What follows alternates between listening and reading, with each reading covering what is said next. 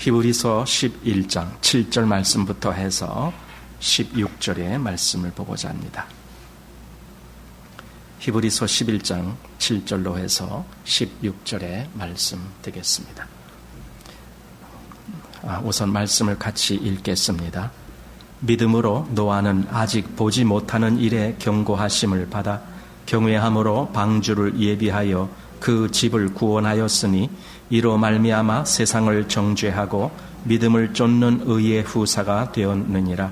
믿음으로 아브라함은 부르심을 받았을 때에 순종하여 장래 기업으로 받을 땅에 나갈새 갈 바를 알지 못하고 나갔으며 믿음으로 저가 외방에 있는 것 같이 약속하신 땅에 우거하여 동일한 약속을 유업으로 함께 받은 이삭과 야곱으로 더불어 장막에 거하였으니 이는 하나님의 경영하시고 지으실 터가 있는 성을 바랐음이니라. 믿음으로 사라 자신도 나이 늙어 단산하였으나 잉태하는 힘을 얻었으니 이는 약속하신 이를 미쁘신 줄 알미라. 이러므로 죽은 자와 방불한 한 사람으로 말미암아 하늘의 허다한 별과 또 해변의 무수한 모래와 같이 많이 생육하였느니라. 이 사람들은 다 믿음을 따라 죽었으며 약속을 받지 못하였으되 그것들을 멀리서 보고 환영하며 또 땅에서는 외국인과 나그네로라 증거하였으니 이같이 말하는 자들은 본향 찾는 것을 나타냄이라. 저희가 나온 바 본향을 생각하였다면 돌아갈 기회가 있었으려니와 저희가 이제는 더 나은 본향을 사모하니 곧 하늘에 있는 것이라. 그러므로 하나님이 저희 하나님이라 일컬음 받으심을 부끄러워 아니하시고 저희를 위하여 한 성을 예비하셨느니라. 아멘. 자, 히브리서 11장은 우리가 믿음의 장이다라고 말을 하고 또 그렇게 듣고 합니다. 그러면은 우리가 11장에서 가장 중요한 것은 믿음이 뭐냐라는 거죠. 그러니까 히브리서 11장이 믿음의 장이다. 그러면 믿음이 뭐냐? 이것에 대해서 우리는 분명히 알아야 됩니다. 그러니까 11장에서 무엇을 믿음이라고 했는가? 사실 믿음이라는 정의만 한 것뿐만이 아니라 믿음의 사람이 어떻게 믿음으로 살았느냐 이걸 얘기하고 있거든요. 그러니까 어떻게 보면은 믿음의 장이다라고 하기보다는 믿음의 사람들의 장이다 이렇게 하는 것이 더 옳을지도 몰라요. 히브리서 11장을 보면서 믿음의 사람은 이런 거구나. 이렇게. 그러니까 믿음에 대한 정의, 즉 믿음이 이런 거다. 이렇게만 하면은 너무 넓은 범위가 될지 몰라요. 그래서 이걸 조금 더 요약한다라면은 믿음의 사람은 어떤 건가? 어떻게 사는 건가? 이 부분을 보면은 과연 믿음이라는 것이 뭘까? 우리가 이것을 얼마든지 알 수 있겠다라는 생각이 듭니다. 그래서 우리가 지난번에 앞에서도 조금 몇 사람에 대해서 보았고, 그리고 이제 오늘 더 많은 사람들에 대해서 보게 됩니다. 믿음은 한마디로 하나님의 주시는 계시를 그걸 받아들이고 그리고 그 받아들인 계시, 즉 진리를 따라 사는 것, 이것을 믿음이다라고 말하는 겁니다. 히브리서 11장에 그 많은 사람들이 있는데 제가 그것을 보면서 느낀 것이 그겁니다. 거기에 어떤 사람도 나 그 말씀 믿어 그렇게 하고 끝난 사람은 하나도 없어요. 그러니까 여기 이렇게 많은 사람이 믿음의 사람이다라고 증거되고 있는데 그들을 통해서 특징이 뭐냐면 그들은 정말 믿음으로 살았다라는 거예요. 이게 특징이에요. 이게 진짜 믿음이다라는 거죠. 그리고 하나님이 그들을 대해서 오늘 읽은 마지막에 보면은 하나님이 저희 하나님이라 일컬음 받으심을 부끄러워 아니하시고 이렇게 말씀하신 거예요. 어떤 사람들인데 정말 믿음으로 살았다라고 말하는 사람들, 그들을 향해서 하나님은 그들의 하나님 되심을 부끄러워 아니하셨다 이렇게 되는 거죠. 그러니까 믿음에 대해서 정확히 우리가 배울 필요가 있다라고 봅니다. 사실 우리는 믿음을 이렇게 알질 않습니다. 이렇게 알질 않고 그냥 그 말씀, 그래, 나 그거 믿어. 여기까지만 끝이에요. 말씀을 믿어. 그런데 행동은 믿음과 상관없어. 이렇게 나와요. 이렇게 되는 경우가 너무 많아요. 사실 그래서 히브리서 다음에 어떤 말씀이 옵니까? 야고보서가 나오잖아요. 그럼 야고보서에 어떤 말씀이 나와요? 행함이 없는 믿음은 죽은 믿음이다라는 말씀이 연결돼요. 그러니까 그 야고보서가 바로 이 히브리서 11장과 연결되는 것 같아요. 믿음이 뭔데 했을 때 믿음은 그 진리의 말씀, 하나님이 내게 주신 그 계시의 말씀의 진리를 따라 그대로 산 사람, 이것을 믿음이다라고 말한다는 거예요. 그렇다면은 우리가 보통 잘못 오해하는 그 말씀, 나 그거 이해해, 나 그거 믿어, 이렇게 했지만 실제적으로 그들이 그렇게 말씀을 따라서 사는 것이 없다라면은 여기 히브리서 11장에는 그 사람은 끼질 못하는 거예요. 그런 사람은 여기 없어요. 그런 이해가 없어요. 그래서 이 믿음은 참, 이 정의라는 것이 굉장히 중요하겠다. 이것을 잘못 정의함으로 인해서 많은 사람들은 실제로 믿음을 따르지 않는 거죠. 그럼 뭐예요? 믿음이 아닌 것은 다른 거죠. 거짓 믿음을 따르거나 아니면 세상을 따르거나 아니면 사단을 따르거나 이렇게 되는 거죠. 그러니까 마음에서 나 그거 믿어요 이렇게 말을 했지만 실제로 살아가는 것은 사단이 가르쳐준 대로 살아가고 있다. 그럼 이 사람은 과연 믿음의 사람이냐? 뭘 근거로 믿음의 사람이라고 할 거냐라는 거죠. 믿음의 사람이 아닌 거죠. 한마디로. 그런 의미에서 히브리서 11장을 우리가 지금 보는 겁니다. 그래서 여기 믿음의 특징이 뭐냐라고 이제 히브리서 11장 전체를 보면서 제가 그런 생각을 해봅니다. 믿음의 특징이 있구나. 여기 특징들이 있는데 그 믿음의 특징이 뭔가 했을 때 첫 번째로 믿음은 항상 앞을 바라본다는 거예요. 앞을. 그렇다고 뒤를 완전히 까맣게 잊어먹느냐? 그것도 아닙니다. 얼마든지 우리는 뒤를 보기도 하고 그것에 의해서 우리 스스로가 평가도 스스로를 내리고 이렇게 하기도 합니다만은 그러나 믿음의 사람은 그래도 앞을 바라봅니다. 그리고 그 앞으로 나아가는 겁니다. 한마디로 뭔가 바라는 것이 있다고요. 여기 11장 제일 앞에 그랬잖아요. 믿음은 바라는 것들의 실상이요. 이렇게 돼 있거든요. 바란다라는 것은 뭔가 미래 또는 뭔가 앞에 있는 어떤 거기서 뭐가 이루어지기를 그걸 원하는 게 바란다는 뜻이에요. 즉 내 앞에 하나님이 약속하신 어떤 이것이 이루어지기를 나는 바랍니다. 이런 모든 것들을 우리가 앞을 바라본다 이렇게 말하는 겁니다. 그래서 뭔가 기대되는 하나님이 약속하신 것을 우리는 기대하고 있어요. 그걸 기다리고 있단 말이에요. 그 기대되는 어떤 사건, 하나님의 어떤 역사, 그것을 향하는 거예요. 이게 믿음이에요. 그렇기 때문에 믿음은요, 삶의 목표와 목적과 방향을 제시해 줍니다. 내가 어디로 가야 할지, 내가 어느 곳을 바라보아야 할지, 이것에 대해서 분명한 제시를 해 줍니다. 이게 믿음의 역사입니다.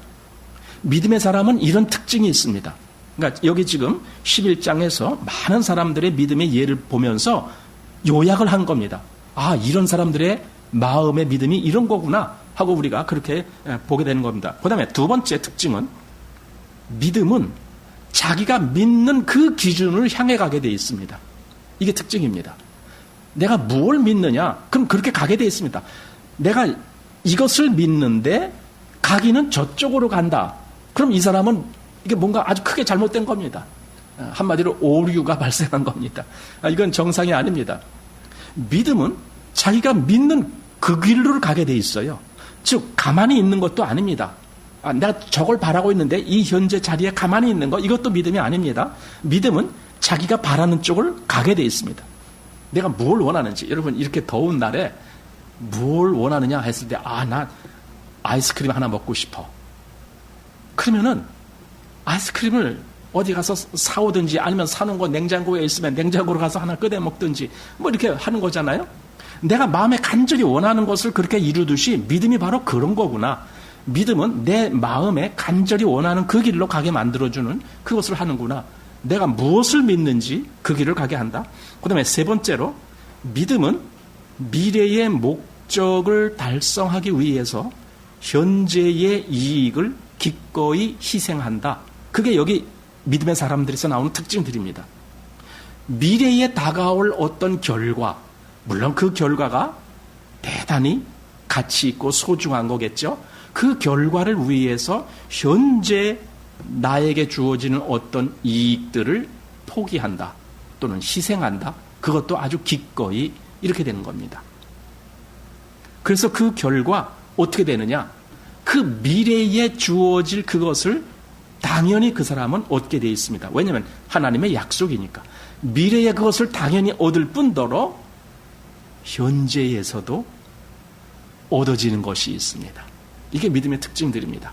그러니까 미래만 바라본다라고 해서 현재에 아무것도 없이 그냥 살아간다, 그런 건 아닙니다. 우리가 잘 알듯이 마태복음에 보면은 이렇게 기도하라 했을 때에 너희는 먼저 그의 나라와 그의 의를 구하라. 그리하면 이 모든 것을 너희에게 더하시리라. 이런 말씀이 있습니다. 이 모든 것을 너희에게 더해준다. 현재 얼마든지 나에게 필요한 것들이 더해진다는 뜻입니다. 근데 구하는 것은 뭘 구하느냐? 하나님의 나라와 하나님의 의를 구하게 되는 거예요. 이게 지금 여기서 말한 대로 미래의 어떤 그 목적을 달성하기 위해서 현재의 이익을 기꺼이 희생한다. 그렇지만은 그 미래에 주어지는 것뿐 아니라 현재에 얼마든지 하나님은 그에게 그 모든 것들을 주신다라는 겁니다. 그 다음 네 번째로 믿음은 이성을 초월한다. 이성을 초월합니다. 이성. 우리가 보통 생각하고 우리가 뭔가 판단하고 하는 이런 이성, 그 이성을 초월하게 되어 있습니다. 항상 이성에 묶여있는 사람은 믿음을 향해 가지를 못합니다. 믿음은요, 하나님의 이 말씀과 나의 이 생각의 기준과의 차이가 있습니다. 그 차이를 뛰어넘게 만듭니다. 즉, 자기의 그 기준을 깨뜨리는 거예요. 그래야 믿음을 향해 갈 수가 있어요. 자기의 기준을 항상 옹이하고 있고 그걸 고수하고 있는 사람은요, 믿음으로 나갈 수가 없어요. 한번 우리 신앙생활을 잘 생각해 봐야 됩니다. 내가 신앙생활을 이렇게 오래 했건만 10년, 20년 했건만 왜 내 신앙에 아무런 발전도 없고 나아가는 것도 없을까 했을 때에 여러분 정말 생각해 보십시오. 내가 얼마나 이성적으로 살기를 원했는가 이거죠. 믿음으로 살려고 하지 않고 이성적으로 살려고 하는 거예요. 근데 한편에서는 나 그래도 믿음으로 열심히 살고 싶은데, 믿음의 사람이 되고 싶은데 이런 마음도 있습니다. 하지만은 내 스스로는 그렇게 하질 않아요. 다시 말해서 내가 갖고 있는 어떤 생각과 내가 실제적으로 살아가는 것과의 차이가 나는 거예요. 같이 가질 않고 차이가 나는 거죠. 나는 정말 하나님의 아까 하나님이 기뻐하시고 자랑스럽게 여길 만한 그런 믿음의 사람이 되기를 원해. 하지만 내가 사는 것은 항상 자기 이성이라는 그 범주 내에서 살아가려고 해요. 그러니까 더 이상 한 발자국도 나가질 못하는 거죠. 그것이 특징입니다. 그렇지만은 참 믿음은 이성을 초월한다. 이건 다시 말하면은 이성적으로는 바랄 수 없는 그것을 바라고 있다 이거예요. 이성, 즉 우리의 보통 생각 기준으로는 바랄 수 없는 것이 있어요. 그건 안 돼. 그건 불가능해. 뭐 이런 것이 있어요. 그런데 그게 하나님의 약속 안에 있는 거예요. 그러면은 믿음은 얼마든지 내 이성으로 불가능해 보이는 그것을 바라고 있습니다. 하나님 말씀이 그대로 응해질 겁니다. 이렇게 바랍니다. 이것이 믿음의 특징입니다. 그 다음 다섯 번째로 믿음은 그 믿음의 시작과 끝은 예수 그리스도시다라는 겁니다. 한마디로 믿음의 동기도 예수 그리스도시고 믿음의 완성도 예수 그리스도시다라는 겁니다. 그래서 여기 지금 11장에 그렇게 믿음에 대해서 말씀을 하고요. 그리고는 12장으로 가면은요, 사실 12장이 11장에서 그대로 이어졌다는 것을 보게 됩니다. 한번 보십시오. 12장 1절. 이러므로 우리에게 구름같이 둘러싼 허다한 증인들이 있으니 모든 무거운 것과 얽매이기 쉬운 죄를 벗어버리고 인내로써 우리 앞에 당한 경주를 경주하며 믿음의 주요 또 온전케 하시는 이인 예수를 바라보자. 여기 이제 결론이 그렇게 나는 겁니다. 그러니까 11장에서 이렇게 믿음의 사람들 그렇게 말을 하고 12장 2절까지가 연결이 되는 거예요, 같이. 그래서 결국은 우리로 하여금 믿음의 주, 그리고 온전케 하시는 그 믿음을 완성시키시는 그 예수를 바라보게 하는 겁니다. 이게 믿음의 결론입니다. 그래서 믿음은 시작도 예수 그리스도시고 끝, 즉 완성하시는 분도 예수 그리스도시다라는 것을 우리가 보는 겁니다. 자, 그래서 오늘 이제 거기에 몇몇 사람들 오늘 또 우리가 보게 되는데 7절 말씀입니다. 여기 믿음으로 노아는 아직 보지 못하는 일에 경고하심을 받아 경외함으로 방주를 예비하여 그 집을 구원하였으니 이로 말미암아 세상을 정죄하고 믿음을 쫓는 의의 후사가 되었느니라. 여기 노아에 대해서 말씀합니다. 사실은 노아까지는 이 앞절과 같이 노아 홍수를 분기점으로 해서 그 이전에 속한 그런 사람으로 우리가 이제 보기도 합니다. 하지만 지난번에 이제 6절까지 했기 때문에 오늘 7절부터 보는 거예요. 그래서 노아는 아직 보지 못하는 일에 경고하심을 받아 이랬습니다. 그 보지 못하는 일에 경고하심을 받았다는 말이 뭐겠습니까? 세상에 홍수가 있겠다라는 거죠. 물의 심판이 있겠다라는 거죠. 그것을 노아는 그 이전에는 한 번도 그런 걸 본 적이 없잖아요. 노아 평생, 노아가 이제 그 홍수 날 때에 600살이라고 기록되어 있는데, 그럼 노아는 600살 되도록 한 번도 그렇게 온 세상에 홍수로 물난리 난 것을 본 적이 없어요. 그러면은 하나님이 노아에게 앞으로 그렇게 온 세상에 물로 심판이 있을 것이다 라고 말씀하셨을 때에 노아의 마음이 어땠는가라는 거예요. 그 경고를 들었을 때에 여기 경고하심을 받아 이렇게 되어 있습니다.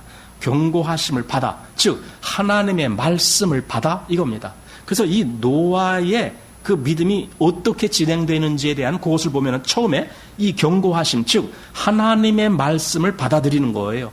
그걸 배척하는 것이 아니고 그걸 받아들이는 거예요. 그리고 그 다음에 경외함으로 라는 말씀이 있습니다. 말씀에 대한 존중이죠. 이 경외라는 말은 한마디로 말씀을 어떻게 바라보느냐라는 그 말씀에 대한 자세. 그런데 노아는 그 말씀을 경외하는 마음으로 받았다. 그리고 그 다음에 방주를 예비했다. 그건 뭡니까? 그 말씀 따라서 실제적으로 행동을 했다라는 거예요. 방주를 예비했으니까. 그러니까 만약에 노아가 여기서 하나님이 그래 이제 물의 심판이 있을 것이다. 그거 노아가 다 들었어요. 그리고 그걸 다 깨달았어요. 아, 하나님이 이렇게 할 거구나. 근데 하나님이 너는 이렇게 방주를 예비하라 했는데 노아는 아무것도 안 해요. 그냥 하나님이 홍수 내리면은 하나님이 알아서 날 구원하시겠지. 뭐 이러고 하도 믿음이 좋아서 하나님이 알아서 날 구원하시겠지. 설마 날 뭐 죽이실까? 이러고 그냥 아무것도 안 하고 있어요. 만약에 그렇게 했다라면은 그는 성경의 믿음의 사람이다라는 그 명단에 들어오지 못하죠. 거기 없죠. 그런 사람은. 여기에 기록된 이 사람들 중에 어느 누가 하나님의 명령을 그냥 팽개친 사람이 있느냐 이거예요. 없어요. 다시 말해서 이것은 그들의 행동까지도 하나님의 말씀을 따라서 결정이 되어진다라는 거죠. 행동의 결정. 이게 믿음의 아주 중요한 분기점이라고 저는 보는 겁니다. 왜냐하면 그냥 마음으로 그냥 아 그래 나 그거 알아 나 그거 믿어 이렇게 하는 건 너무 쉬워요. 그거는 웬만한 사람 다 해요.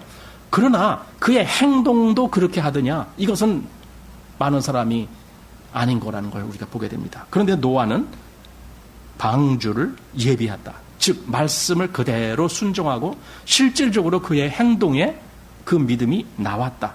그래서 어떻게 되느냐? 결과가 있습니다. 그 집을 구원했다 이겁니다. 결과가 주어집니다. 믿음의 행동에는 결과가 있습니다. 그리고 그 다음에 하나님의 놀라운 결과가 또 있습니다.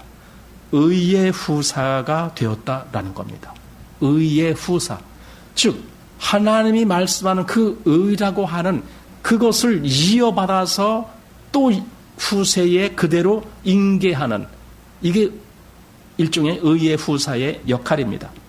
즉 다시 말하면 여기서는 구체적으로 그리스도가 오실 그 혈통의 대를 잇게 했다라는 겁니다. 이게 의의 후사가 되었다라는 겁니다. 그리고 또 하나는 복음을 물려받아서 그것을 후손에게 물려주는 역할을 하는 그런 사람이 되었다라는 그런 말씀도 됩니다. 이 의의 후사라는 말은요. 지금 그 의라는 것은 그리스도를 생각하게 하는 거예요. 그럼 의의 후사라는 것은 그리스도를 믿는 믿음의 후사다 이렇게 해도 돼요. 그럼 노아가 그런 걸 알았을까? 예, 노아도 알았어요. 이게 믿음의 아주 놀라운 역사인데 아브라함도 알고요. 여기 구약에 나오는 이 사람들이 다 나중에 그런 얘기가 나와요. 13절에 그렇게 되어 있는데 이 사람들은 다 믿음을 따라 죽었으며 약속을 받지 못하였으되 그것들을 멀리서 보고 환영하며 보았다는 겁니다. 비록 멀리 떨어진, 이건 시간적으로 이렇게 멀리 떨어졌다는 의미겠죠. 그렇게 멀리 떨어졌다라고 하지만 그래도 그걸 보고 환영했다라는 거예요. 아직 지금 자기들의 발 앞에 온 건 아니지만은 아직도 먼 어떤 시간적인 거리가 있는 거지만 그래도 그걸 바라보고 그걸 환영했다라는 거예요. 근데 더 구체적으로 요한복음 8장 거기 한 55절입니까? 뭐 몇 절쯤 나오겠는데 예수님이 그러잖아요. 너희 조상 아브라함은 나의 때 올 것을 즐거워하다가 보고 기뻐하였느니라. 그게 지금 이 말씀이거든요. 그것들을 멀리서 보고 환영하며 이렇게 아브라함이 그랬어요. 그러면 아브라함이 실제로 본 것은 뭔데? 예수님 말씀하신 대로 나의 때, 즉 메시아가 오는 때, 구원자가 오는 때 그걸 바라봤다라는 거예요. 그리고 그걸 환영했다라는 거예요. 그걸 기뻐했다라는 거예요. 이게 뭡니까? 이게 믿음의 사람이죠. 노아도 마찬가지다라는 겁니다. 그러니까 노아도 의의 후사예요. 그렇다면은요, 여러분, 여기서 더욱 놀라운 것은요, 우리도 의의 후사다 이거예요. 왜냐하면 우리도 의로 부름을 입은 자예요. 우리도 의로 옷 입은 자예요. 그럼 이게 후사라는 것은요, 내 대에서 끝나는 게 아니에요. 내가 의의 그 어떤 줄기라고 할까요? 거기에 내가 딱 한 자리 차지한 거예요. 나는 의의 줄기에 지금 딱 연결이 되어 있어요. 그런데 이 의의 후사라는 것은 나로 말미암아 또 다른 어떤 연결되는 그 사람들이 있게 마련이에요. 이게 의의 후사의 특징이거든요. 믿음의 사람들의 특징이거든요. 노아가 바로 그런 의미에서 예수 그리스도를 바라보는 의, 바로 그 의의 후사가 되었고, 그리고 또한 그 후손들에게까지도 이것이 그대로 연결돼서 전달되는 그런 사람이 되었다라는 겁니다. 그럼 노아가 정말 하나님을 어떻게 알았을까? 정말 노아가 그리스도를 알았을까? 예, 그걸 어떻게 우리가 추정할 수가 있느냐면은 홍수 후에 노아가 그 방주에서 나온 다음에 단을 쌓고 거기에 어떤 짐승을 들였냐 하면은 짐승 중에 정결한 짐승, 그리고 새 중에서도 정결한 새, 이것을 번제로 삼아 드렸다라는 말씀이 나옵니다. 그럼 그게 무슨 뜻이겠습니까? 왜 노아가 그런 제사를 지냈을까? 그냥 아무거나 그냥 하나님 내가 제사 지냅니다 이렇게 한 것이 아니라 하나님 앞에 의로운 것이 뭐냐라는 이 기준을 노아가 갖고 있는 거예요. 그리고 노아의 그 제사는 어느 제사랑 연결되느냐? 아벨의 제사랑 연결되는 거예요. 아벨은 왜 자기 형 가인처럼 땅의 소산으로 제사를 드리는 것이 아니라 자기 양의 첫 새끼를 가지고 제사를 드렸느냐 이거예요. 왜냐하면 그것이 하나님이 원하는 제사요, 그것이 하나님의 의의 제사가 될 수 있기 때문에 아벨이 그렇게 택했는데 여기 노아도 그렇게 택한 사람이에요. 그렇다면은 아벨의 제사가 그대로 노아의 제사로 연결이 됩니다. 그리고 이것이 나중에 아브라함에게 또 연결이 됩니다. 왜냐하면 아브라함이 가나안에 들어가서 그 제단을 쌓을 때에 거기에 또한 정한 짐승으로 제사를 지내거든요. 이렇게 연결이 되는 거예요. 그러니까 이런 제사들은 전부 그리스도를 상징하는 거예요. 정한 짐승으로 제물을 삼아서 제사를 지냈다. 이게 장차 이 말 그리스도를 믿음으로 제사를 지냈다. 그 말이랑 똑같은 거예요. 그래서 하나님이 예를 들어 아벨의 제사를 연락하셨다. 왜? 아벨의 제사가 그리스도를 나타내는 의의 제사였기 때문에 아벨을 받아주신 거예요. 여기서 노아도 홍수 후에 바로 그러한 정결한 짐승 또 정결한 새들을 취하여 제사를 지냈다. 그래서 이게 의의 후사다. 이렇게 우리가 볼 수가 있는 겁니다. 자, 이제 8절부터 아브라함의 기록이 나옵니다. 자, 8절 봅니다. 믿음으로 아브라함은 부르심을 받았을 때에 순종하여 장래 기업으로 받을 땅에 나갈새 갈 바를 알지 못하고 나갔으며 믿음으로 저가 외방에 있는 것 같이 약속하신 땅에 우거하여 동일한 약속을 유업으로 함께 받은 이삭과 야곱으로 더불어 장막에 거하였으니 자, 여기까지 봅니다. 아브라함은 부르심을 받았을 때에 그대로 순종했다. 우선 첫 번째가 그겁니다. 부르심을 받았을 때에 그대로 순종했다. 노아의 경우도 똑같죠. 노아에게도 하나님이 어떤 말씀이 주어졌을 때 그 말씀대로 그대로, 그래서 방주를 예비한 거예요. 그 일이 얼마나 번거롭고 얼마나 힘든 일이겠어요. 방주를 짓는다는 게, 이게 방주가 보통 힘든 일이 아니죠. 어마어마한 크기의 건물을 짓는 것 비슷한데, 이것은 건물보다도 더 신중하게 해야 될 것은 물에 덩그렁 뜨여도 거기에 물이 들어오지 않도록 완전히 방수 처리가 돼야 되는 그런 거고, 그 안에는 각각의 그 짐승들이 살 수 있는 그런 어떤 구역을 정해줘야 되고, 그러니 그 방주라는 것이 보통 힘든 것이 아니죠. 거기다가 더군다나 거의 1년 동안 먹어야 될 그런 식량을 미리 예비를 해야 되는데, 이게 보통 힘든 일이 아니잖아요. 그럼 노아가 그 일을 하면서 얼마나 힘들었겠어요? 땀도 얼마나 많이 흘렸겠어요? 그런데 노아는 그걸 하는 거예요. 왜냐하면 노아는 믿음의 사람이니까. 그죠? 믿음의 사람이 그런 거구나. 이것이 힘드냐 안 힘드냐 그건 문제가 안 되고, 이것이 하나님의 뜻인가, 이것이 하나님의 말씀인가, 이것을 중요하는 거죠. 그래서 노아가 부르심을 받았을 때에 그 부르심을 경외함으로 받아들이는 거예요. 그리고는 그 말씀을 따라서 방주를 만드는 거죠. 근데 아브라함도 역시 그가 부르심을 입었을 때에 순종하여 장래 기업으로 받을 땅에 나갈새 갈 바를 알지 못하고 나갔으며, 그 기업이라는 것도 지금 당장 어떻게 해결된 기업이 아니고 장래 미래에 그렇게 되는 거예요. 근데 현재는 그걸 몰라요. 그 땅이 정말 나에게 하나님의 기업으로 주실 땅인지 아닌지 아무것도 몰라요. 그래서 갈 바를 알지 못하고 나갔다 그랬습니다. 그러니까 그냥 아브라함은 오직 하나님이 가라고 하니까 그대로 간 거예요. 이렇게 믿는 거예요. 그 앞에 뭐가 있는지 몰라요. 근데도 가는 거예요. 왜? 가라 그랬으니까. 하나님의 말씀은 이성을 초월하는 거예요. 그래서 아마 주변에 어떤 사람들이 아브라함이 이렇게 떠나는 것을 보고 얼마나 비웃음거리를 삼았을까. 야, 저 아브라함 봐라. 참 웃긴다. 여기 자기가 살 수 있는 모든 토대가, 여기 모든 그런 기초적인 그런 토대가 여기 다 있는데 이걸 버려두고 떠난대. 근데 어디로 갈지도 모르고 떠난대. 참, 저 아브라함 참 웃기는 놈이다. 아마 이랬을 거예요. 주변에서. 안 그래요? 오늘날 우리가 정말 하나님의 말씀대로 행한다라고 할 때에 주변에서 가끔 그렇게 손가락질하지 않을까요?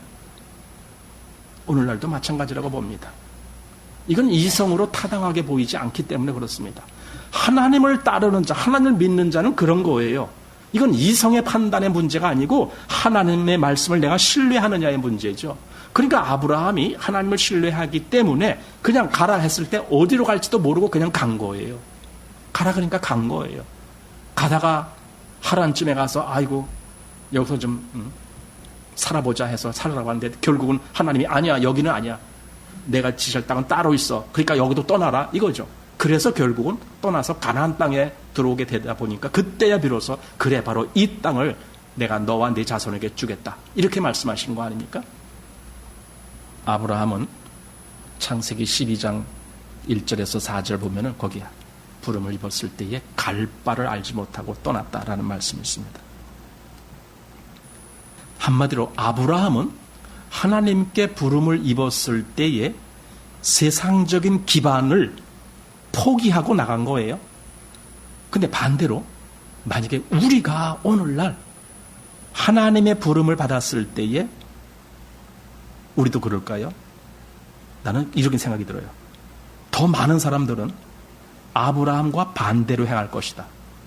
즉, 이 세상적인 기반을 포기하고 나가기보다는 오히려 하나님의 부름을 그걸 포기하고 그냥 세상에서 살 거다라는 생각을 하게 됩니다. 그만큼 믿음이 엉터리라는 거죠. 오늘날 하나님을 믿는다는 사람들은 얼마나 많은지요? 정말 많아요. 기독교인, 그러면 우리나라도 기독교인 그러면은 셀 수 없이 많잖아요. 그런데 과연 그들의 믿음은 어떤 믿음이냐? 믿음의 실체를 한번 파악해보자 했을 때 정말 여기 아브라함처럼 하나님이 나를 부르셨으면 난 그 부름대로 가겠습니다. 과연 이럴까?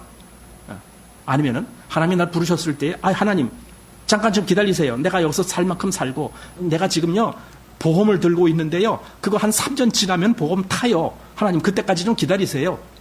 그래도 내가 부은 거니까 내가 좀 타먹어야 되지 않습니까? 내가요 계획이 있습니다. 앞으로 한 10년 후에 내가 여기 이게 땅을 사갖고 여기다 아주 멋진 집을 짓고 그리고는 나 우리 가족이랑 여기서 재밌게 살려고 지금 그러고 있습니다. 하나님 그때까지 좀 기다려주세요. 이런 계획 없습니까? 아브라함이 하나님께 부름을 입었을 때에 그에게 하신 말씀은 너는 너의 본토 친척 아비 집을 떠나, 즉 너의 모든 그 삶의 기반이 되는 그 터전이 되는 모든 것을 포기하라 그 뜻이잖아요. 너의 본토 친척 아비 집을 떠나 그리고 내가 내게 지시할 땅으로 가라. 이걸 아브라함이 믿고 갔다라는 거예요. 이건 완전히 이성을 초월하는 범위죠. 이성적으로는 그렇게 행동할 수가 없어요. 왜냐하면 그건 완전히 바보짓이니까. 그런데 아브라함은 그렇게 했습니다. 지금 이 시대에는 많은 믿음의 사람들이 반대로 행동합니다. 하나님의 부름을 입었을 때에 아닙니다. 하나님 나는 여기서 좀 이렇게 해야 되겠습니다 하고 계속 머물기를 원하는 겁니다. 자, 9절 말씀 보십시오.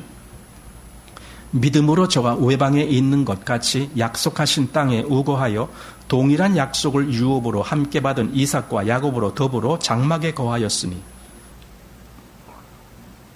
여기 약속이란 말씀이 2번 나옵니다. 약속. 과연 아브라함이 믿은 약속이라는 것이 뭘까요? 여기 약속이라고 했잖아요. 뭘 약속했다라는 거예요? 믿음으로 저가 외방에 있는 것 같이 약속하신 땅에 우거하여 동일한 약속을 유업으로 함께 받은, 여기 동일한 약속을 유업으로 함께 받은 이삭과 야곱으로 더불어 장막에 거하였다. 물론 그 땅에 대한 약속이 있는 거죠. 이 땅을 내가 너와 내 자손에게 주겠다. 이런 약속이 있었습니다. 그런데 우리가 창세기를 읽어보면요, 그것보다 더 중요하게 나오는 약속이 있습니다. 뭐냐면은 천하 만민이 내 씨로 말미암아 복을 얻으리라. 이 약속이 있어요. 이게 어마어마한 약속이거든요. 그것은요 메시아에 대한 약속이에요. 장차 이 말 메시아. 그냥 단순히 아브라함의 이 혈육의 후손들에 대한 약속이 아니에요. 아브라함의 혈육의 후손 때문에 도대체 천하 만민이 무슨 복을 받아요? 복 받은 거 없어요. 천하 만민이라는 것은 모든 이방인들을 다 포함하는 건데 정말 그들까지도 복을 받게 되는 이 약속은 메시아에 대한 약속이 이어져요. 그러면 아브라함은 그 메시아의 약속을 믿었다라는 거예요. 그게 내 자손으로 말미암아 천하 만민이 복을 받으리라라고 하는 약속이죠. 그냥 아브라함이 약속을 믿었다 했을 때 그래 너는 여기서 부자가 될 거야 그런 약속 아니에요. 또 10절 말씀, 이는 하나님의 경영하시고 지으실 터가 있는 성을 바랐음이니라. 바로 여기 보니까 더 확실해지는 거예요. 여기서 아브라함이 무엇을 바라봤느냐? 하나님의 경영하시고 지으실 터가 있는 성. 이게 뭡니까? 물론 이 땅에서도 하나님이 그 모형적으로 하나님의 어떤 그 성이 있는 것을 말씀하시고 그걸 가르쳐 주십니다. 그게 뭐냐면 예루살렘 성입니다. 하나님의 약속이 있는 성, 그게 예루살렘 성이에요. 그리고 그걸 아브라함은 물론 봤습니다. 그런데 더 중요한 것은 이 땅에 있는 그 성의 문제가 아닙니다. 그리고 여기서 좀 우리가 생각해야 될 것은 여기 하나님의 경영하시고 지으실 터라는 겁니다. 하나님의 경영하시고 지으실 터가 있는 성. 이건 실제적으로 하나님이 통치하시고 다스리시고 이끌어 나가실 어떤 나라. 그래서 저는 이것을 하나님의 나라다 이렇게 봅니다. 아브라함은 그걸 바라봤다 이겁니다. 장차 하나님의 나라가 이 땅에서 이루어지고 그것이 결국 하나님이 여기 경영하시고 지으실 터가 있는 성이다. 이런 것을 바라봤다라고 보게 됩니다. 그리고요, 그것은 아브라함 때에 완성된 것이 아니에요. 아브라함 때 아직도 미완성입니다. 장차 이루어질 것입니다. 하나님의 나라는 장차 이루어질 것이지 아브라함 때에 완성되지 않았습니다. 그래서 한마디로 미래에 완성될 것이기 때문에 여기 이런 말씀이 이어져 나옵니다. 여기 11장 끝부분을 한번 보시기 바랍니다. 39절에서 40절. 여기 보면은 이 사람들이 다 믿음으로 말미암아 증거를 받았으나 약속을 받지 못하였으니, 이렇게 돼 있어요. 약속을 받지 못했다. 다시 말해서 그 하나님의 나라가 어떻게 이루어지고 어떻게 완성되는 그것을 이들은 아직 받지 못했어요. 자, 그리고 40절. 이는 하나님이 우리를 위하여 더 좋은 것을 예비하셨은즉 우리가 아니면 저희로 온전함을 이루지 못하게 하려 하심이니라. 이렇게 이게 하나님이 아브라함이나 또는 그런 많은 믿음의 여기 선조들에게 주어지신 이 약속이 어디까지 이어지느냐? 지금 우리까지도 이어지는 약속이에요, 이게. 그 약속은 우리까지도 이어지고 있어요. 만약에 여기 말한 대로 우리가 아니면 이거예요. 우리가 아니면 저희로 온전함을 이루지 못하게 하려 하심이라. 이걸 저는 이렇게 보는 것이 아주 좋겠다라는 생각이 들어요. 뭐냐면은 운동 경기 중에 달리기가 있습니다. 달리기가 있는데 그냥 개인이 달리는 것도 있지만 계주라는 것이 있습니다. 계주. 한마디로 이어 달리기라는 겁니다. 이어서 달리는 것. 거기는 한 팀당 보통 한 4명 정도 이렇게 나와서 계주를 합니다. 400m 계주라면은 한 사람이 100m씩 달려가면서 그 다음 사람 계속 이렇게 인계해 주는 거. 또 한 사람이 한 400m를 달려가고 해서 한 1.6km 정도를 달리는 그런 계주도 있고 그럽니다. 이 계주라는 겁니다. 근데 그게 참 아주 긴장감을 갖고 하는 거예요. 왜냐면은 한 팀에 4사람이 뛰는데 그 중에 한 사람이 막 뛰다가 넘어졌어. 그 팀은 순식간에 꼴찌가 되는 거예요. 다른 선수들이 아무리 잘했어도 그 마지막 주자가 그 바통을 이어받아 갖고 달리는데 뭔가 다리가 어떻게 헛디뎌 갖고 넘어졌어요. 그 넘어지는 바람에 다른 팀들이 다 앞질러 간 거예요. 그럼 뭐예요? 꼴찌죠. 등수 안에 못 들었어요. 메달을 못 따는 거예요. 다른 사람은 아무리 잘했어도 이 마지막 계주가 그 달리기를 못하면은 그 팀은 망한 거예요. 자, 여기 믿음의 어떤 여기 아까 의의 후사라고 했는데 믿음의 경주가 있습니다. 어떤 것이 완성되기 위한 믿음의 경주를 지금 막 하고 있습니다. 근데 여기 경주는 4명이 아니에요. 수백, 수천 명이 있는지 몰라요. 이 계통이. 수백, 수천 명이 있는지 몰라요. 앞에 믿음의 사람이 막 자기 경주를 경주하고 그리고 그 바통을 그 다음 사람에게 탁 인계해줬습니다. 그럼 그 다음 사람이 그걸 받았고 또 믿음의 경주를 하는 겁니다. 그리고 또 그 다음 사람에게 또 바통을 이어줍니다. 근데 그 바통이요, 어느 날 우리에게 왔어요. 우리가 믿음의 경주를 하는 거예요. 믿음의 경주라는 말을 여기 성경에 가끔 나와요. 믿음의 경주를 하는 거예요. 근데 우리가 그 믿음의 경주를 하다가 믿음의 경주를 하질 못하고 그냥 쓰러져 버려요. 그러면 그 팀은 끝장나는 거예요. 이게 뭐냐면 이어진다라는 거예요. 그냥 옛날에 믿음 그 사람으로 그냥 끝난 거고 우리는 우리대로 끝난 거고 이렇게 된 것이 아니라 하나님은 이 전체를 하나의 팀으로 보는 거예요. 믿음의 팀이야 이게. 그래서 끝에 달릴 주자까지도 완성을 해야만이 이 팀 전체가 승리하는 거예요. 만약에 끝에 주자가 달리다가 힘들다고 그냥 팽개치면은 이 팀 전체가 다 틀리는 거가 돼버려요. 그래서 여기 우리가 아니면 저희로 온전함을 이루지 못하게 하려 함이라. 그 믿음의 선배들은 그렇게 열심히 달렸는데도 지금은 그 바통이 지금 우리에게 왔는데 우리가 그것을 제대로 달리지 못한다라면, 그리고 우리가 제대로 그것을 끝내지 못하고 우리가 또 제대로 그것을 다음 선수에게 인계해 주지 못한다라면 이 팀은 패배의 팀이 돼버리는 거예요. 그래서 하나님은 우리의 입장에서 보면 지금 우리의 역할이 얼마나 중요한 것인가. 나의 어떤 역할로 인해서 이 믿음의 선배들의 전체의 평가가 갈라지는 거예요. 내가 이 믿음의 경주를 못하면은 내 앞에 갔던 이 믿음의 이 사람들도 다 실패자가 돼버리는 거예요. 그래서 다시 한번 여기 보면은 우리가 아니면 저희로 온전함을 이루지 못하게 하려 하심이라 이렇게 되어 있습니다. 온전함을 이루지 못해요. 그렇게 열심히 믿음의 경주를 했지만 우리가 아니라면 그들도 다 그냥 실패자가 된다. 그 말입니다.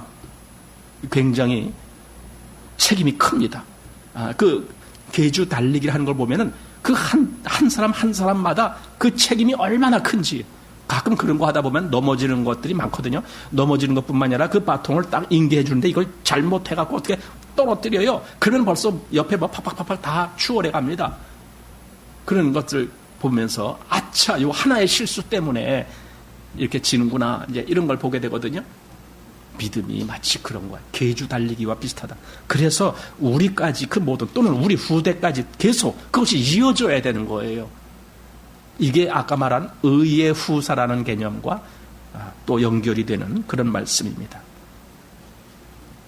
그래서 미래의 완성이 되는 거예요. 그러니까 아까 이 앞에 10절에서 하나님의 경영하시고 지으실 터가 있는 성을 바랐습니다. 그 어떤 것이 미래에 주어진다는 것을 그걸 바라고 있다라는 겁니다. 자, 이제 11절. 여기는 갑자기 사라가 나옵니다. 아브라함 이야기 하다가 사라가 나옵니다. 왜냐면은 이 뒤에 다시 또 아브라함 이야기가 또 이어질 거예요. 17절 보면은 아브라함 이야기가 또 나오거든요. 그런데 여기 사이에 사라를 살짝 넣습니다. 왜냐면 하나님이 보시기에는 사라를 아브라함과 하나로 보고 있어요. 하나로. 자, 11절. 믿음으로 사라 자신도 나이 늙어 단산하였으나 잉태하는 힘을 얻었으니 이는 약속하신 이를 미쁘신 줄 알미라. 여기 보면은요, 믿음으로 사라 자신도 하면서 이렇게 나오는데요. 여러분, 우리가 창세기를 읽을 때에 거기 창세기 사레죠. 원래는 사레가 나중에 사라가 되고 그러죠. 근데 그 사라한테서 무슨 믿음을 봤어요? 창세기 아무리 읽어봐도 거기에는 사라가 이렇게 믿음을 이런 일을 했다 이런 거 몰라요. 우리는 볼 수가 없어요. 그저 천사가 와서 내 안에 사라이가 뭐 내년 이맘때에 내 안에 사라에게 아이가 있을 것이다. 이렇게 천사가 이야기를 해줄 때 사라는 오히려 그 문 뒤에서 웃었어요. 그러면서 천사가 사라가 왜 웃느냐 했더니 깜짝 놀라갖고 두려워서 아니 나 안 웃었어요. 이렇게 발뺌이나 하고 그랬던 사라예요. 근데 그가 무슨 믿음으로 여기서 지금 믿음의 사람이라고 기록이 되어 있느냐 이거예요. 그러니까 창세기만 보면은 사라의 실제 마음을 우리는 모르는 거예요. 창세기는 일일이 그걸 다 기록 안 했다라는 거예요. 그런데 히브리서는 그걸 밝혀내고 있는 거예요. 사라가 어땠는지. 다시 한번 11절. 믿음으로 사라 자신도 나이 늙어 단산하였으나 잉태하는 힘을 얻었으니. 자, 그리고 그 다음. 이는 약속하신 이를 미쁘신 줄 알미라. 사라 마음도 그랬다는 거예요. 약속하신 이가 미쁘시다. 저 약속은 헛된 약속이 아니다. 저 약속은 진짜야. 이렇게 믿었다는 거예요. 그래서 저 약속하신 하나님은 진짜를 이루시는 하나님이야. 이렇게 믿었다는 겁니다. 이거 사라의 믿음의 근거라고 할 수 있는 그런 겁니다. 약속하신 이가 미쁘시다. 그래서 나는 이게 그 창세기를 보면은 사라가 정말 믿음이 있다라고 한 것을 전혀 드러내질 않았지만 그렇다고 사라는 건 불신의 사람이다. 뭐 그런 것도 아니에요. 어쨌든 창세기에서는 그걸 밝히질 않았다는 겁니다. 자, 그랬을 때에 여기 지금 사라가 이런 믿음을 가졌다라는 것은 한마디로 하나님이 그 사라의 마음도 주관하셔서 그도 믿음의 사람으로 이끌어 가셨다라는 생각을 하게 합니다. 하나님의 이끄신 겁니다.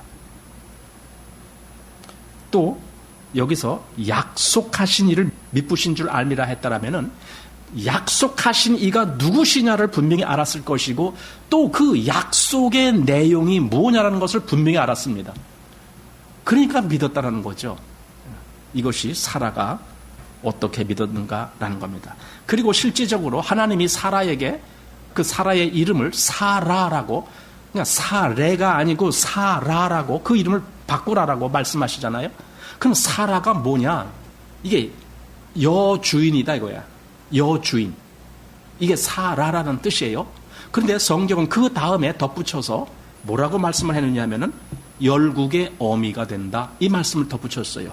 열국의 어미가 된다. 그럼 여기서 아까 아브라함에게는 천하 만민이 내 씨로 말미암아 복을 얻으리라 그 말과 그리고 사라라는 그 이름이 곧 열국의 어미가 된다라는 그 말과 같이 연결되는 말씀이에요. 그 동일하게 바로 이것이 메시아, 즉 그리스도의 신앙으로 연결되는 거예요. 사라가 그걸 믿었다면 사라도 역시 메시아를 믿는 믿음으로 그때 등장하게 되는 거죠. 창세기에서는 그 말씀을 안 했지만은 여기 히브리서가 그것을 밝히고 있는 겁니다. 그래서 여기 사라는 열국의 어미고 다시 말해서 여주인이고 그랬지만은 그냥 아무렇게나 그냥 뭐 열국의 어미가 아니라 믿음의 세계, 믿음의 나라 거기를 뜻하는 거예요. 그래서 의의 이 뭡니까 영적인 의의 자손들 그들의 어미. 이게 어미라는 것은요 한마디로 조상이라는 뜻입니다. 조상. 그래서 그 사라의 후손으로 그래서 어떻게 됩니까? 사라의 후손이 또 이삭, 또 야곱, 그리고 또 뭐 그 12아들 뭐 이렇게 쭉 갑니다. 근데 이건 혈통의 어떤 계보지만은 아까 뭐 천하 만국이 너로 말미암아 복을 얻는다라고 했을 때에 거기에는 단지 혈육의 문제가 아니고 영적인 문제가 거기에 개입된 것이고 사라도 그냥 사라 했을 때 그냥 혈육의 어미가 아니고 영적인 의미에서 이 영적 자손들의 어미가 된다라는 의미로 사라라는 이름을 줬다. 그럼 사라가 그걸 받아서 자기가 정말 하나님이 나를 사라라고 하는구나.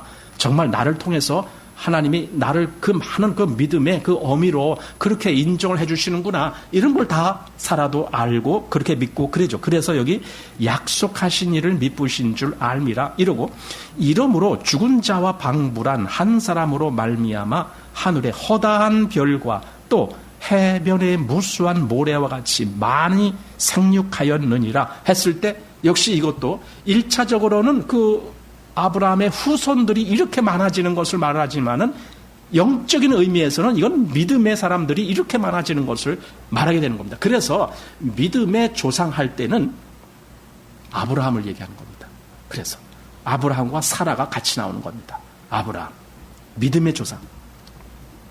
자, 13절.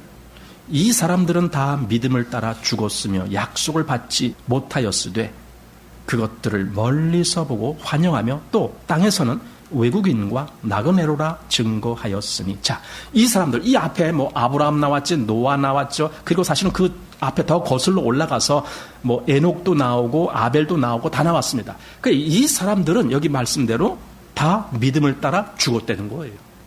그럼 뭐예요? 아니 뭐 죽었네? 끝났네? 이렇게 생각됩니까? 아닙니다. 사실은 믿음 안에서 죽은 사람들은 잠자는 자들입니다. 나중에 신약 성경에 보면은 믿음 안에서 자는 자들이라는 말을 하게 됩니다. 그 잠들었다라고 합니다. 그런데 여기 더 중요한 건 약속을 받질 못했다 이거예요. 예, 약속을 받질 못했어요. 그들에게 이 약속이 주어졌는데 그럼 무슨 약속이 주어졌는데 못 받았다라고 한 건가? 메시아에 대한 약속, 그리스도에 대한 약속. 그 약속을 이들은 받질 못했어요. 왜냐하면 그들의 시대에 그리스도가 오시지 않았다는 거예요. 그 약속이 응해지지 않았다는 거예요. 하지만 그들은 그걸 먼 발치에서 바라봤다는 거예요. 바라보고 믿은 거예요. 그들은 먼 발치에서. 이건 우리랑 똑같습니다. 여러분, 우리가 이미 2000년 전에 오셨던 그 예수님을 우리가 바라보는 거예요. 우리는 저 뒤로 바라보는 거예요. 아까 여기 아브라함은 저 미래 앞을 바라보고 믿었지만은 우리는 저 뒤를 바라보고 믿은 겁니다. 여러분, 아브라함에서부터 예수님 시대까지가 이게 몇 년이에요? 2000년이에요. 예수님 시대에서 우리 시대가 몇 년이에요? 2000년이에요. 딱 똑같아요. 아브라함도 그렇게 바라봤다면 우리도 그렇게 바라보는 거예요. 멀리서 바라보고 환영했다. 약속을 받지는 못하였으되 그것을 멀리서 보고 환영하며, 즉 메시아, 그리고 메시아로 말미암아 이루어지는 하나님의 나라, 그리스도의 나라, 그것에 대해서. 그래서 요한복음 8장 56절이 바로 그 말이라고 아까 말씀드렸습니다. 예수님이 직접 너희 조상 아브라함은 나의 때, 즉 예수님의 때, 예수님으로 말미암아 이루어지는 그 어떤 역사, 그런 것에 대해서 아브라함은 그것을 멀리서 보고 환영하며 기뻐하였다라는 거예요. 이것이 아브라함입니다. 자, 갈라디아서 3장 8절 말씀을 보면은 이방을 믿음으로 말미암아 의로 정하실 것을 성경이 미리 알고 먼저 아브라함에게 복음을 전하되 모든 이방이 너를 인하여 복을 받으리라 하였으니, 이렇게 돼 있어요. 여기 아주 중요한 문제가 나옵니다. 하나님은 이미 아브라함에게 그 복음을 전했다고 돼 있어요. 이게 갈라디아서 말씀입니다. 아브라함에게 그 천하 만민이 너로 말미암아 복을 얻게 된다라고 하는 그 복이 무슨 복이냐 했을 때 메시아, 즉 그리스도로 말미암아 이어지는 복, 그것이 이루어질 것을 아브라함에게 이미 말씀했다라는 거예요. 그러니까 아브라함은 복음을 들은 자예요. 이미 2000년 전에 아브라함에게 복음을 전하되 이렇게 말씀했습니다. 예. 자, 그렇게 했지만 여기 다시 본문으로 약속을 받지 못하였을 때 그것들을 멀리서 보고 환영하며, 그리고 또 땅에서는, 자, 요 말, 또 땅에서는 외국인과 나그네로라 증거하였으니, 이게 뭡니까? 그 앞에 믿음을 따라 죽었으며 약속을 받지 못하였을 때 그것들을 멀리서 보고 환영하며, 이것은요 그들의 그 안에서 이루어지는 믿음이 그랬다는 거예요. 그 믿음은 그걸 멀리서 바라보고 환영하고 그랬다는 거예요. 근데 그 다음에 또 땅에서는, 이 말은 그들의 현실적인 삶에서는 그러면 어떠했느냐 이 말입니다. 마음은 이미 미래에 올 그 그리스도를 바라보고 있습니다. 하나님이 주실 그 그리스도를 바라보고 있습니다. 그럼 실제로 그들이 이 땅에서 살아가는 것은 어땠느냐 했을 때 땅에서는 여기서 뭐라고요? 외국인과 나그네로라, 이렇게 하는 증거가 있었다는 거예요. 다시 말해서 그들은 이 땅에서는 외국인과 나그네처럼 살았다 그 말입니다. 이게 실제적인 삶입니다. 믿음이 있기 때문에 그들의 실제적인 삶이 이렇게 됐다라는 증거입니다. 다시 말하면은요, 이 땅에서는 주인 행세를 안 했다라는 거예요. 여기 나그네나 외국인은 뭡니까? 주인이 아니죠. 이게 내 거야, 그게 아닌 거예요. 이 땅에 있는 거 그거 내 거 아니야. 그렇잖아요? 나는, 내 나라는 저기 있어, 저기. 주님으로 말미암아 되어질, 거기가 실제로 내가 거할 처소고 내가 거할 땅이고 나는 거기 사람이야. 우리의 시민권은 하늘에 있잖아, 이렇게 얘기했잖아요. 그럼 이 땅에서는 그냥 여긴 잠시 머물다가 가는 장소야. 나그네와 외국인, 이렇게 아브라함이라든가 여기 이런 사람들이 그렇게 살았다는 거예요. 이게 놀라운 거죠. 그렇게 살았다고요. 예. 그래서 14절, 이같이 말하는 자들은 본향을 찾는 것을 나타냅니다. 본향, 여기 본향이라는 말이 나왔어요. 그리고는 덧붙여서 15절에 저희가 나온 바 본향을 생각하였다면 돌아갈 기회가 있었으려니와 저희가 이제는 더 나은 본향을 사모하니 곧 하늘에 있는 것이라. 그들의 본향이 하늘에 있다는 거예요. 그러니까 그 앞에서 아까 말한 것이 그대로 이루어지는 거예요. 여기서는 나그네고 여기서는 외국인이다. 왜? 실제로 나는 내 본향이 하늘이야. 그럼 나는 거기에 백성이고 나는 거기에 주인이지, 여기서는 나는 주인 아니야. 여기서는 나는 그냥 손님이야. 여기서는 나는 그냥 나그네야. 여기서는 외국인이야. 이렇게 사는 거죠. 그리스도인의 삶이 이거예요. 이 땅에서는 외국인처럼 사는 거예요. 그래서 이게 나온 바 본향, 나온 바 본향이라는 말은 이 땅에서 우리가 말하자면 고향을 얘기하는 거예요. 그걸 사모했다면 그냥 얼마든지 돌아갈 수 있잖아. 그런데 그들은 그걸 사모한 것이 아니라 더 나은 본향, 즉 하늘 본향, 그것을 사모했다 이겁니다. 자, 그래서 16절, 저희가 이제는 더 나은 본향을 사모하니 곧 하늘에 있는 것이라. 그러므로 하나님이 저희 하나님이라 일컬음 받으심을 부끄러워 아니하시고 저희를 위하여 한 성을 예비하셨으니, 하나님도 그들을, 그래 내가 너희 하나님이야, 이렇게 하시는 것을 부끄러워 아니했다는 것은요, 하나님은 그들을 자랑스럽게 여겼다는 거예요. 그래, 장하다. 너희들의 믿음 정말 장하다. 이것이 정말 하나님을 기쁘시게 하는 그리스도인의 삶입니다. 그리스도인의 삶은 오직 마음을 하나님의 그 약속에다 두고 이 땅에서는 외국인과 나그네처럼 살아가는 그러한 삶을 사는 겁니다. 하나님이 저희 하나님 되심을 부끄러워 아니하셨다는 것은 기뻐하셨다.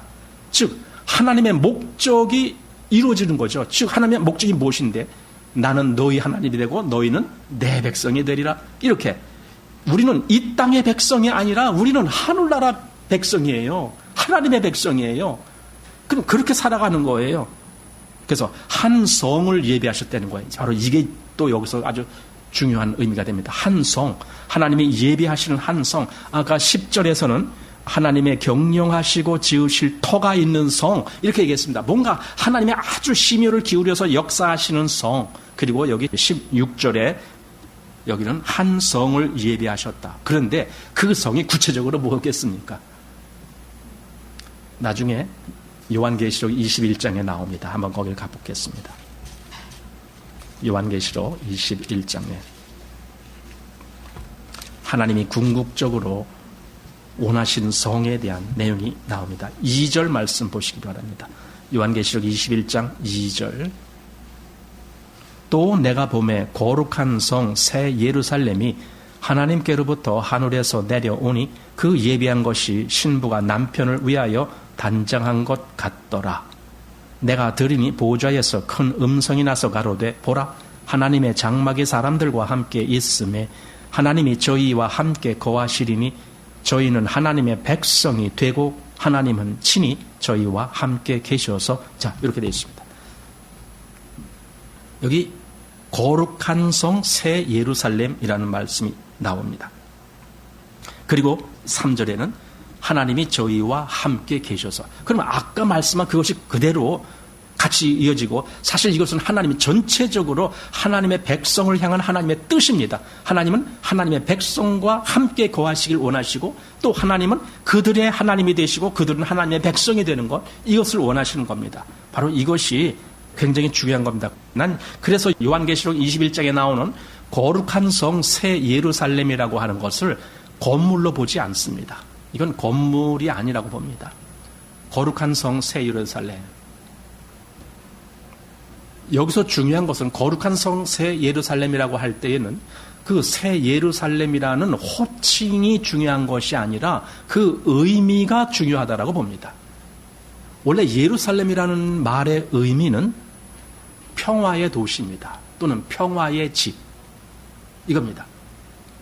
우리가 고린도전서 3장이나 6장에 보면은 너희가 하나님의 성전인 것을 알지 못하느냐, 이런 말씀이 있어요. 너희가 하나님의 성전. 그럼 거기서 성전했다라고 건물을 뜻하는 거겠습니까? 이런 건축물이 아니라 실제적으로 너희라고 하는 교회 그들을 보고 성전이다라고 말했습니다. 여기서 새 예루살렘 할 때 그 예루살렘이 실제로 어떤 건축물들이라든가 이런 어떤 뭐 땅에 있는 이런 걸 두고 얘기하는 거겠습니까? 아니라고 봅니다. 저는 그래서 이 요한계시록을 볼 때 이것을 그리스도의 신부라고 봅니다. 이 새 예루살렘이. 그렇게 호칭을 한 겁니다. 그래서 이건 호칭의 문제가 아니고 의미의 문제다. 의미적으로 뭔데? 평화의 도시예요. 이 평화의 도시가 뭔데? 하나님과 화평이 이루어진 사람, 하나님과 화목해 된 사람, 그리스도의 이 화목제로 말미암아 하나님과 화평을 이룬 그들이 새 예루살렘이다. 나는 이렇게 보는 거예요. 그래서 아까 하나님의 영이 거하시는 그들을 성전이라고 불렀듯이 이제 하나님의 백성이요 하나님과 화평을 이룬 그들을 새 예루살렘이라고 부른다라고 저는 보는 거예요. 그래서 이것이 지금 아까 믿음의 사람들에게 보여지고 그들을 위하여 하나님이 한 성을 예비하셨느니라 했을 때 그들은 다 그걸 바라보는 거예요. 장차 그들이 들어가게 될 그 성, 새 예루살렘, 바로 그것이 그들의 도성이다라는 걸, 이걸 바라보고 아마 거기서 그걸 환영하고 기뻐하고 했다라는 얘기입니다. 자, 이렇게 말하고는 다시 또 아브라함 이야기를 17절부터 합니다. 이것은 다음 주일에 우리가 보게 될 겁니다. 자, 오늘은 16절까지만 해서 마칩니다.